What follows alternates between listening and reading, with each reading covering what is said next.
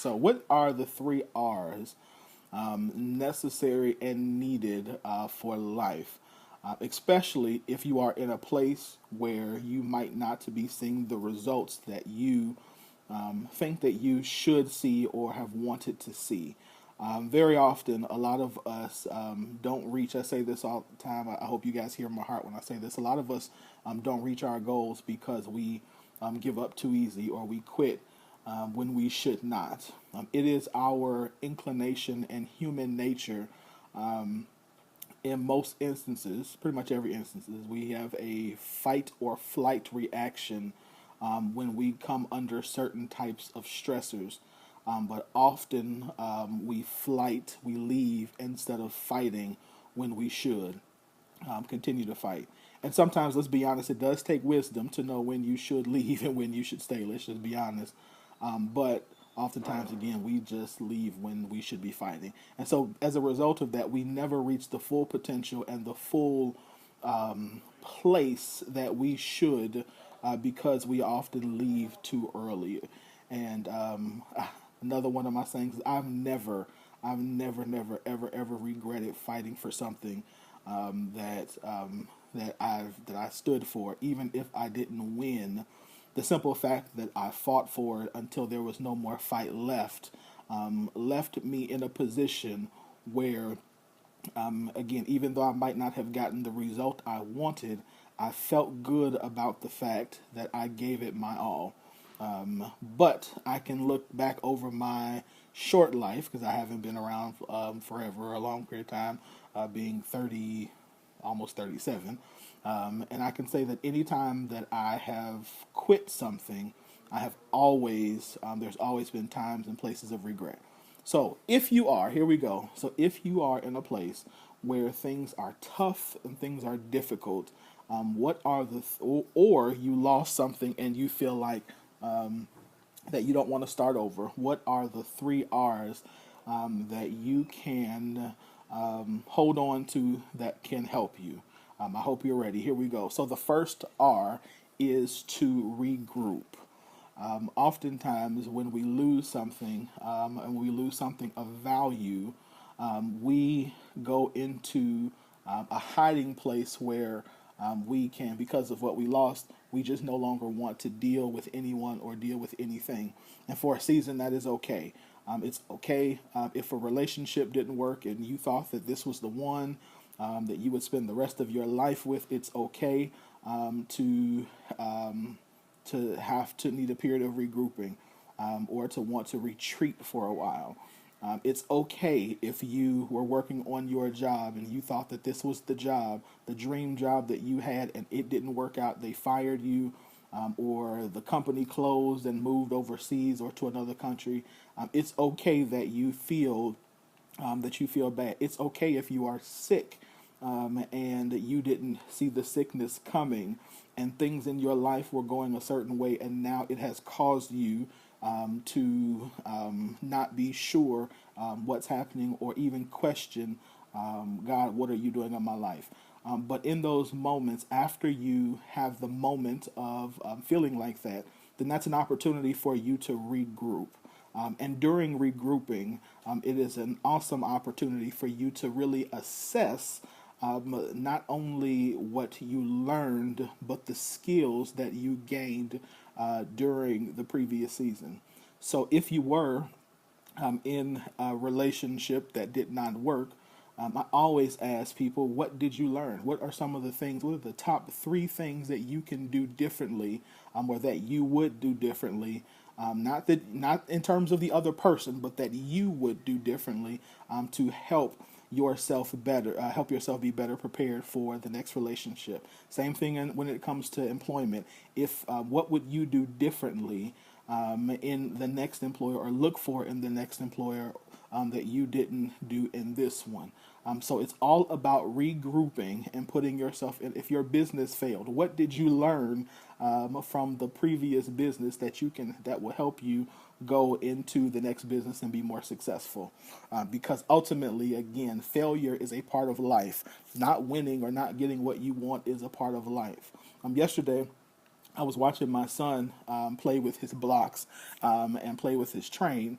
and he was playing with his car and playing with his little cars, and he watches this show called Blaze and the Monster Truck Rally, I believe is what it's called.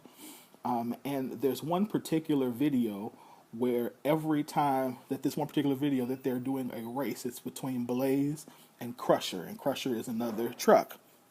And he always says now, Dad, who do you think's gonna win? And I always say, Blaze or Crusher, whatever. But at the end of this, he always says, no matter what happens, I win. I win, Dad, I win. And in my mind yesterday, I wondered, how is he going to deal or learn to deal with defeat if he always wins? Because at 3 years old, he can say, I win to every little competition. But when he gets older, that's not going to be his reality. His reality is not going to be that he wins all the time. So how is he going to deal with it? And I say that and bring that up because a lot of us are so used to winning that when something does not go our way, we don't know how to recover. So regrouping, again, learning, understanding the skill set that you have, learning the skill set that you developed, learning how to take the things that didn't go right and turn them into things that can go right. Learning how to, here it is if you are a business owner, learning how to monetize your failures is often the next thing that you need to do. So regroup is the first R. The second R is reinvest. Reinvestment in the investment world.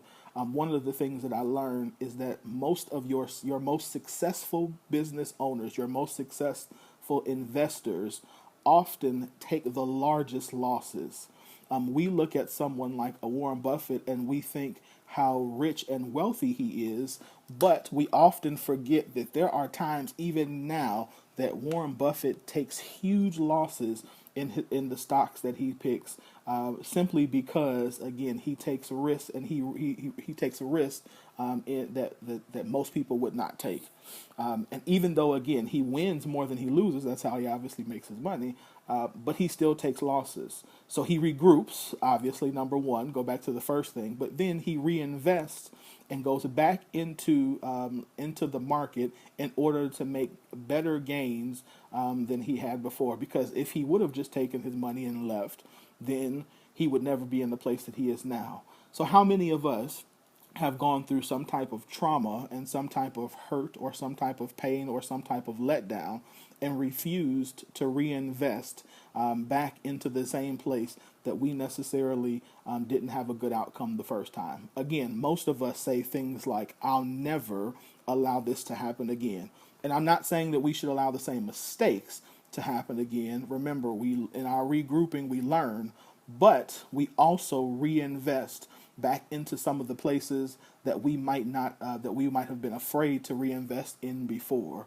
So we don't say, or we shouldn't say, that because this last relationship didn't work, I'll never get into a relationship again.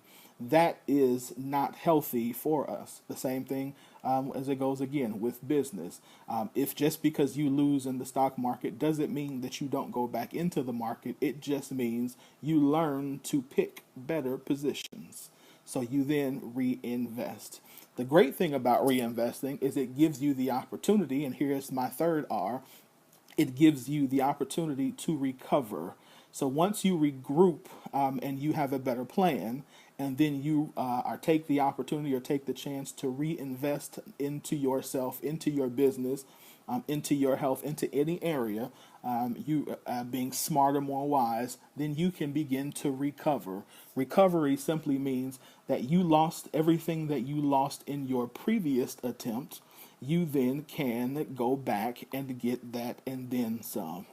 You see, one of the good things about being smarter, one of the good things about having more wisdom is that it cuts down on the time that it takes for you to accomplish a goal. Because you now know a lot of the mistakes and a lot of the pitfalls that other people wouldn't know. But because you persevered through the failure, because you went through that thing that was hurtful, because that relationship didn't work, you now know this is something that I can't even waste my time doing. You see, as hard as it was, I'm complete. I just you guys were somebody just inboxed me and was laughing about the post that I made about being a walking contradiction when it comes to relationships, and right now I am. But the truth is, because I know some of my mistakes, I also know when I am and am not prepared to invest into a relationship. It's not that I'm not going to, it's just that I know that it's not a good time. However, when I do, because of of acknowledging and learning from the stupid mistakes that I made in my past, I now don't have to deal with certain things. I now understand things that I had no clue about previously, and because of that, it makes my relationships better. It makes me healthier as a person. It makes me as a man a better leader. And subsequently, it will make whomever my partner is a better person, a better woman as well. So, recovering is the third R. And when you do that, again, when you go through regrouping, reinvesting, and recovering, then again, like I said, it makes all of this worth it. Listen, the truth is that right now, a lot of us, or a lot of things are painful. There are a lot of things that happen that don't feel good, and that is going to happen. However, again, they happen to bring you to an expected end. They happen because, again, like I said this morning, sometimes there are mistakes, and sometimes they are to bring us to maturity. They are to bring us to a better place. They are to make us sharper. They're to make us better. And sometimes they're there to redirect us to the place that we're supposed to be. So we can't get stuck in the fact that we are going through something or that this might be a difficult season. But we should hold on to it, learn from it, persevere through it, and know that all things are going to work together for our good. So remember, regroup. It's okay to take a minute to feel down or feel bad. It's totally okay with that, and it's normal. But then after you do that, after you take that moment, regroup, then reinvest. Go back to that place that is healthy for you. Go back to that place much wiser. Go back into that thing that you know you are passionate about and that you can't get off of your mind. And then after you do that, recover everything that you're supposed to have. Go back and get it and then some. I hope this was helpful for you tonight. Like I said, I told you I wasn't going to keep you long because I have to jump on another call. But I appreciate you guys for listening. And do me a favor, like I said, if you didn't hear me at the beginning, hit the little guy with the arrow and hit share. I definitely would appreciate it. I hope you guys have a good night. And don't forget, tomorrow at 8 o'clock Central Standard Time, we have The Scoop. And so we are going to be talking, of course, relationships. We've got the latest in relationships. We're talking Donald Trump. We're talking, I got my agenda right here, a bunch of other stuff too. So I love you guys. Oh, look at you. Gonna heart me up. Oh, Latanya, you gonna heart me up. I appreciate you. Oh, I feel loved. To be loved. Wow. What? No, I'm kidding. I'm joking. No, I appreciate you. I appreciate you guys, though, a lot. But have a good night. I appreciate you, and I will talk to you later. Goodbye.